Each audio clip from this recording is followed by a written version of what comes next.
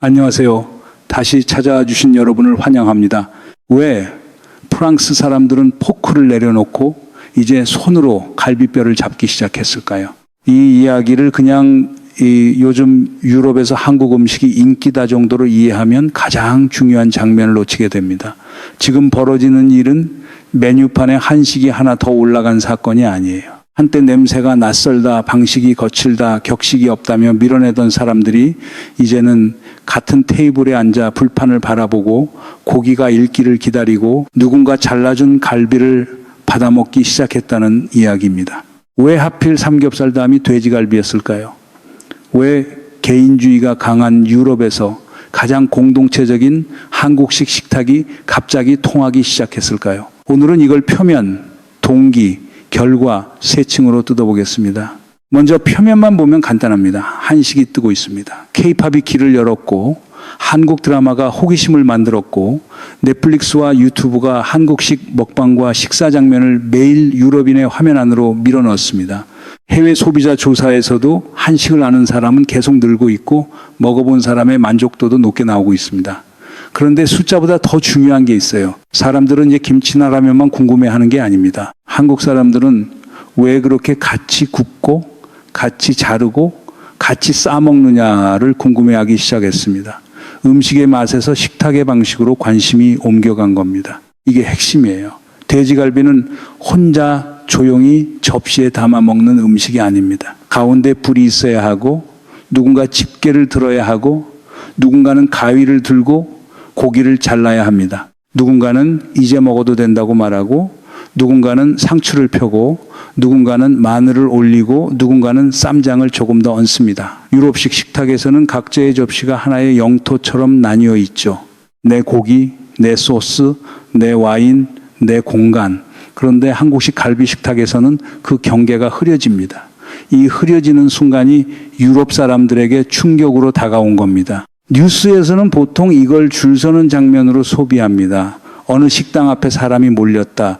누가 한국식 바비큐를 먹었다. 외국인이 맛있다고 말했다. 그런데 지상파식 보도만 보고 있으면 이 구조는 잘 안 보입니다. 줄은 결과일 뿐입니다. 진짜 봐야 할 건 왜 그 줄이 생겼는지, 그리고 왜 그 줄에 서 있는 사람들이 한 번 먹고 끝내지 않는지입니다. 유행은 사람을 한 번 움직입니다.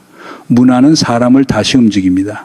지금 갈비가 보여주는 건 후자에 가깝습니다. 특히 프랑스에서는 이 장면이 더 강하게 보입니다.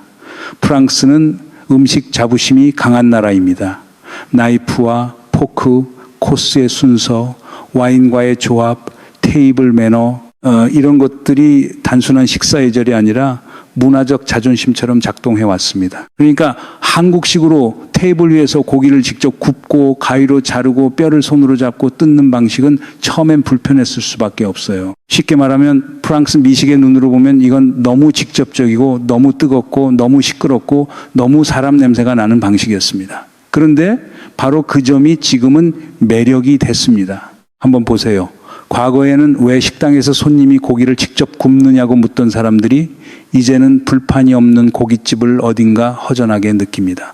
예전에는 마늘 냄새가 강하다고 하던 사람들이 이제는 고추장과 참기름, 숯불 향을 진짜 한국적인 향이라고 부릅니다. 예전에는 뼈를 잡고 뜯는 모습을 투박하다고 보던 사람들이 이제는 그걸 격식을 내려놓는 해방감으로 받아들입니다. 참 빠른 문명 전환이에요. 분리할 때는 전통이고 맛있어지면 글로벌 취향이 됩니다. 이 변화가 식당 안에서만 벌어진 것도 아닙니다. 영국의 대형 유통망에서는 고추장, 김치, 한국식 바비큐 관련 검색과 판매가 크게 늘었습니다. 한국식 소스가 이제는 동양식품 코너의 낯선 병 하나가 아니라 집에서 요리할 때 꺼내 쓰는 재료로 들어가고 있습니다. 여기서 중요한 건 고추장 한 통이 더 팔렸다는 얘기가 아닙니다. 한국의 맛이 유럽 가정의 냉장고 안으로 들어갔다는 얘기예요. 식당에서 유행하는 음식은 잠깐 반짝할 수 있습니다. 그런데 집부엌으로 들어간 맛은 오래 갑니다. 냄새에 대한 평가가 바뀐 것도 아주 중요합니다. 음식 문화에서 냄새는 단순한 감각이 아닙니다. 어떤 사회가 무엇을 고급으로 보고 무엇을 낯선 것으로 밀어내는지 보여주는 기준입니다. 마늘, 참기름, 숯불 발효된 장이 냄새는 예전에는 유럽식 고급 식탁 바깥에 있는 냄새로 취급됐습니다. 그런데 지금은 그 냄새가 한국 다녀온 사람, 예약 어려운 곳에 가본 사람, 새로운 미식 감각을 아는 사람의 표시가 되고 있습니다. 냄새가 신분표처럼 바뀐 겁니다.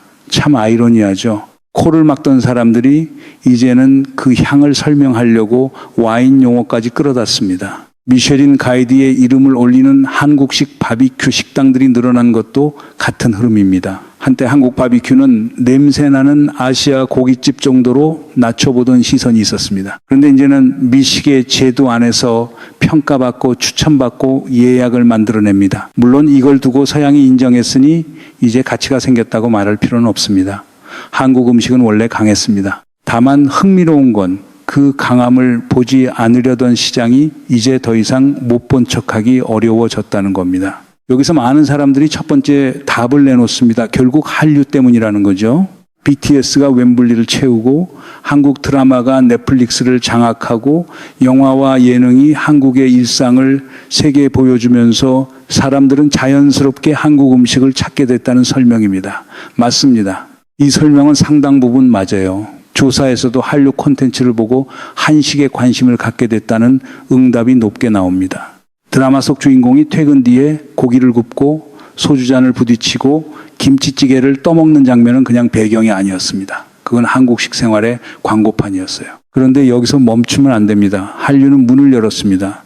하지만 사람을 의자에 앉힌 건 갈비 냄새였고 다시 오게 만든 건 그 테이블의 방식이었습니다. 드라마를 보고 호기심으로 한번 먹어볼 수는 있어요. 그런데 몇 번씩 다시 가고 예약을 기다리고 친구를 데려가고 집에서 고추장을 사서 따라 한다면 그건 다른 문제입니다. 그때부터는 유행이 아니라 습관의 문제로 넘어갑니다.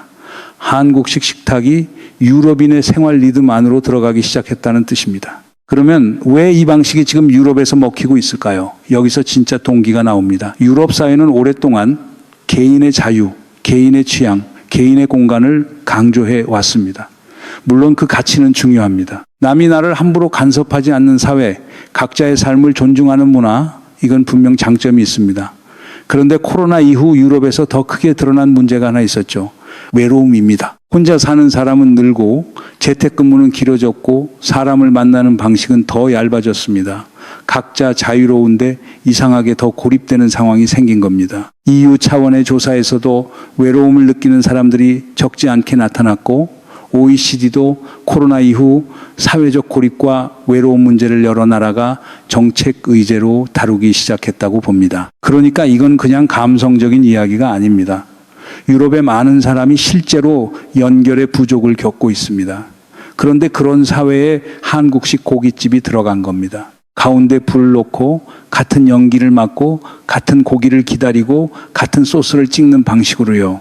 이거 웃을 일이 아닙니다. 식탁 하나가 작은 사회 인프라처럼 작동하기 시작한 겁니다. 더 깊이 보면은 이건 공동체에 대한 향수만도 아닙니다.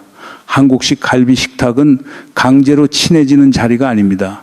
오히려 이상하게 편합니다. 누가 긴 연설을 하지 않아도 됩니다. 고기를 뒤집는 사람이 잠깐 주인공이 되고 잘 익은 조각을 나눠주는 사람이 자연스럽게 분위기를 만듭니다. 대화가 끊겨도 불판이 대신 말을 이어줍니다. 유럽의 많은 식사 자리에서는 침묵이 어색함이 되지만 한국식 고깃집에서는 침묵도 괜찮습니다. 지글거리는 소리가 있으니까요. 인간관계가 부담스럽지 않게 작동하도록 설계된 식탁. 이게 생각보다 엄청난 힘입니다. 프랑스식 식사는 아름답지만 긴장감이 있습니다. 어떤 포크를 먼저 써야 하는지, 와인은 어떻게 잡아야 하는지, 접시 음식은 어떻게 잘라야 하는지, 상대 앞에서 너무 허겁지겁 먹으면 안 되는지, 격식은 우아하지만 때로는 사람을 피곤하게 만듭니다. 반대로 한국식 갈비 식탁은 처음엔 낯설지만 곧 몸이 먼저 이해합니다. 고기가 익으면 먹고 부족하면 더 굽고 상추가 떨어지면 더 달라고 하면 됩니다. 옆 사람이 고기를 잘라주면 고맙게 받고 내가 잘 구운 조각은 다른 사람 앞접시에 놓아주면 됩니다. 관계가 말보다 먼저 움직이는 구조입니다. 그래서 돼지갈비가 강합니다. 삼겹살은 직관적입니다. 기름지고 고소하고 누구나 쉽게 좋아할 수 있습니다. 그런데 돼지갈비는 조금 더 깊습니다. 양념이 배어 있고 뼈가 있고 손이 가고 기다림이 있습니다. 고기를 굽는 동안 대화가 생기고 자르는 동안 역할이 생기고 나누는 동안 관계가 생깁니다. 유럽인이 갈비에서 발견한 건 고기가 아니라 오랜만에 누군가와 같은 불판을 바라보는 시간이었습니다.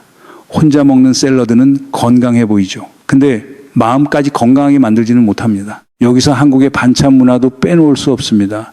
유럽식 식사는 보통 메인 접시가 중심입니다.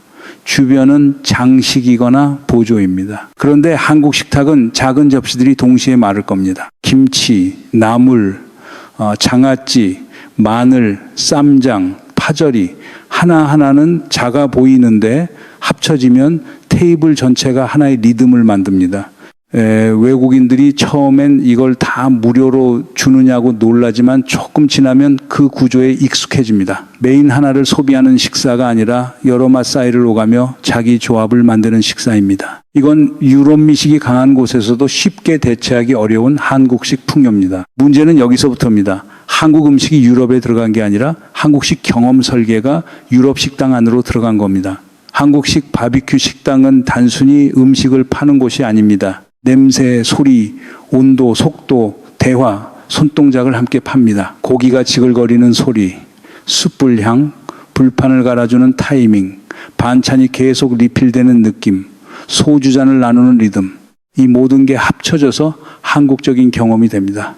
유럽 식당이 그동안 강했던 건 완성된 접시의 미학이었습니다. 한국 식당이 지금 보여주는 건 완성되어가는 과정의 미학입니다. 이 차이가 큽니다. 프랑스 요리는 접시가 손님 앞에 왔을 때 이미 완성되어 있습니다. 손님은 감상하고 자르고 먹습니다. 그런데 한국식 갈비는 손님 앞에서 완성됩니다. 익어가는 과정을 같이 보고 실패하지 않게 서로 챙기고 가장 맛있는 타이밍을 잡습니다. 그러니까 손님은 소비자가 아니라 참여자가 됩니다. 이게 유럽 젊은 층에게는 굉장히 강하게 먹힙니다. 그냥 맛있는 음식을 먹었다가 아니라 내가 어떤 장면 안에 들어갔다는 느낌을 주거든요. 요즘 시대의 음식은 맛만으로는 부족합니다. 기억이 남아야 합니다. 프랑스의 젊은 셰프들이 한국 음식에서 영감을 받는 흐름도 그래서 중요합니다. 몇몇 파리 레스토랑은 한국식 양념, 발효, 매운맛, 구이의 감각을 프랑스식 조리와 섞고 있습니다. 이걸 단순한 퓨전이라고만 보면 또 놓치는 게 생깁니다. 셰프들이 가져가는 건 고추장 한 숟가락이 아닙니다. 단맛, 짠맛, 매운맛, 발효의 깊이를 한 접시 안에서 동시에 움직이는 한국식 균형감입니다. 예전 유럽 미식이 재료의 순수함과 소스의 섬세함을 강조했다면 한국 음식은 강한 맛들이 서로 밀고 당기면서 결국 하나의 중독성을 만들어냅니다. 아니, 이게 재밌는 지점입니다. 예전에는 너무 강하다고 하던 맛이 이제는 개성이라고 불립니다. 예전에는 냄새가 난다고 하던 발효가 이제는 깊이라고 불립니다. 예전에는 손으로 뜯는 게 거칠다고 하더니 이제는 원초적이고 솔직한 식감이라고 말합니다. 같은 현상을 두고 이름만 바뀐 겁니다. 결국 음식의 가치가 바뀐 게 아니라 한국을 바라보는 위치가 바뀐 겁니다. 한국이 가난하고 멀고 낯선 나라로 보일 때는 같은 갈비도 이상한 음식이었고 한국이 세련되고 강한 문화권으로 보이기 시작하자 같은 갈비가 힙한 경험이 된 거예요. 이건 조금 거칠게 말하면 편견의 가격표가 바뀐 겁니다. 같은 마늘 냄새도 누가 먹느냐에 따라 악취가 되기도 하고 트렌드가 되기도 합니다. 같은 불판도 어느 나라 문화냐에 따라 촌스러운 장치가 되기도 하고 몰입형 다이닝이 되기도 합니다. 한국의 국력이 올라가고 문화 콘텐츠가 세계 중심으로 들어오고 기술과 브랜드 이미지가 같이 올라가면서 한국 음식은 더 이상 설명해야 하는 음식이 아니라 먼저 궁금해지는 음식이 됐습니다. 이 차이가 큽니다. 설명해야 팔리는 문화와 궁금해서 찾아오는 문화는 힘의 방향이 완전히 다릅니다. 여기서 결과가 나옵니다. 한 나라의 음식이 진짜 강해지는 순간은 외국인이 그 음식을 먹을 때가 아닙니다. 자기 음식에 그 나라의 양념을 넣기 시작할 때입니다. 유럽의 가정에서 고추장이 파스타 소스에 들어가고 김치가 샌드위치와 버거에 들어가고 참기름과 간장이 샐러드 드레싱에 섞이기 시작하면 그때부터는 단순한 외식 유행이 아닙니다. 입맛의 기준이 움직이는 겁니다. 입맛은 아주 보수적입니다.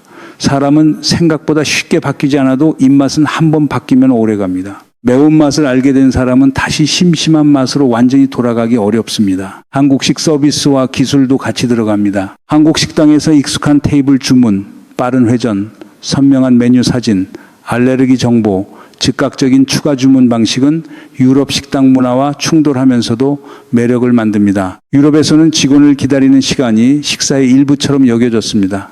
그런데 한국식 시스템을 경험한 손님은 묻기 시작합니다. 왜 주문 하나 하려고 눈치를 봐야 하지? 왜 계산서를 받으려고 20분을 기다려야 하지? 이 질문이 시작되면 업주들도 변할 수밖에 없습니다. 한국식 효율은 처음엔 차갑게 보이지만 경험하고 나면 이상하게 인간적입니다. 사람을 덜 기다리게 하니까요. 물론 여기서 과장하면 안 됩니다. 유럽 전체가 하루아침에 한국식 식탁 앞에 무릎을 꿇었다.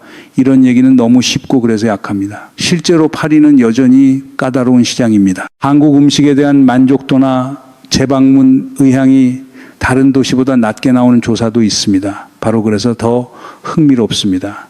쉬운 시장이 아니란 뜻이니까요. 아직 버티고 아직 비교하고 아직 완전히 설득되지 않은 곳에서 한국식 식탁이 균열을 내고 있다는 뜻입니다. 진짜 강한 변화는 환호만 있는 곳이 아니라 저항이 있는 곳에서 확인됩니다. 그리고 이 경험은 가격 구조에서도 묘한 매력을 만듭니다.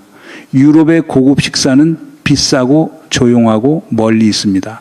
손님은 평가받는 느낌을 받기도 합니다. 반대로 한국식 바비큐는 비싸질 수는 있어도 기본 정서는 다릅니다. 뜨겁고 빠르고 시끄럽고 손이 바쁩니다. 고급화되더라도 완전히 차가워지지 않습니다. 그래서 상류층이 먹어도 이상하게 대중성이 남고 젊은 층이 먹어도 특별한 경험처럼 느껴집니다. 이중성이 강점입니다. 품격을 흉내내는 음식은 많지만 품격을 내려놓게 만드는 음식은 흔치 않습니다. 갈비는 음식이 아니라 관계를 굽는 방식입니다. 여기서 판이 바뀝니다. 처음에 물었습니다. 왜 프랑스 사람들이 포크를 내려놓고 갈비뼈를 잡기 시작했을까요? 지금 와서 보면 답은 단순합니다. 그들은 고기를 뜯은 게 아니라 잠깐 체면을 내려놓은 겁니다. 나이프와 포크가 만든 거리, 접시가 만든 경계, 격식이 만든 긴장을 잠시 내려놓고 같은 불 앞에서 사람이 사람으로 앉아본 겁니다. 한국식 갈비가 강한 이유는 그 순간을 너무 자연스럽게 만들어버리기 때문입니다. 이 장면은 앞으로 더 커질 가능성이 큽니다. K-팝은 귀를 열었고 K-드라마는 눈을 열었고 K-푸드는 입을 열었습니다. 그런데 갈비 같은 음식은 그보다 한 단계 더 갑니다. 사람의 몸을 움직이게 합니다. 앉는 방식, 기다리는 방식, 나누는 방식, 냄새를 받아들이는 방식까지 바꿉니다. 문화 권력은 결국 몸의 습관을 바꿀 때 가장 강해집니다. 한국 음식이 유럽에서 강해지는 이유도 여기에 있습니다. 한국은 지금 노래와 영상만 수출하는 게 아니라 함께 시간을 보내는 방식을 수출하고 있습니다. 또 하나 한국식 식탁은 사진과 영상이 강합니다. 불판 위에서 기름이 떨어지고 연기가 올라오고 가위가 움직이고 치즈나 양념이 늘어나고 쌈이 한 입 크기로 완성되는 장면은 짧은 영상에 너무 잘 맞습니다. 프랑스식 코스 요리가 눈으로 보기엔 아름다워도 과정은 주방 안에 숨어 있는 경우가 많습니다. 반면 한국식 바비큐는 조리 과정이 손님 앞에 공개됩니다. 요즘 플랫폼 시대에는 이게 엄청난 차이입니다. 맛보기 전에 이미 보고 싶게 만들고 먹은 뒤에는 다시 찍고 싶게 만듭니다. 콘텐츠가 음식을 밀고 음식이 다시 콘텐츠를 밀어주는 구조입니다. 그래서 다음 질문은 더 커집니다. 유럽이 지금 받아들이고 있는 건 한국 음식일까요? 아니면 한국식으로 사람을 다시 연결하는 방식일까요? 돼지갈비 붐은 어쩌면 시작에 불과합니다. 오늘은 갈비였지만 내일은 반찬 문화일 수 있고 모레는 포장마차식 대화일 수 있고 그 다음은 한국식 빠른 서비스와 공동체적 소비 방식일 수 있습니다. 한국 문화의 진짜 무서운 점은 한 번 들어오면 음식 하나만 남기지 않는다는 겁니다. 냄새를 남기고 말투를 남기고 습관을 남깁니다. 예전에는 유럽이 한국 음식을 평가한다고 생각했습니다. 이제는 조금 다르게 봐야 합니다. 한국식 식탁이 유럽의 외로움과 격식과 느린 서비스를 평가하기 시작한 겁니다. 그리고 그 평가가 꽤 냉정합니다. 맛있으면 다시 오고 편하면 따라하고 따뜻하면 남습니다. 결국 문화는 말로 설득하는 게 아닙니다. 한번 경험하게 만들고 과거로 돌아가기 어렵게 만드는 겁니다. 돼지갈비가 지금 유럽에서 하고 있는 일이 바로 그겁니다. 이 흐름이 단순한 유행인지 아니면 한국 문화 권력의 다음 단계인지는 앞으로 더 지켜봐야 합니다.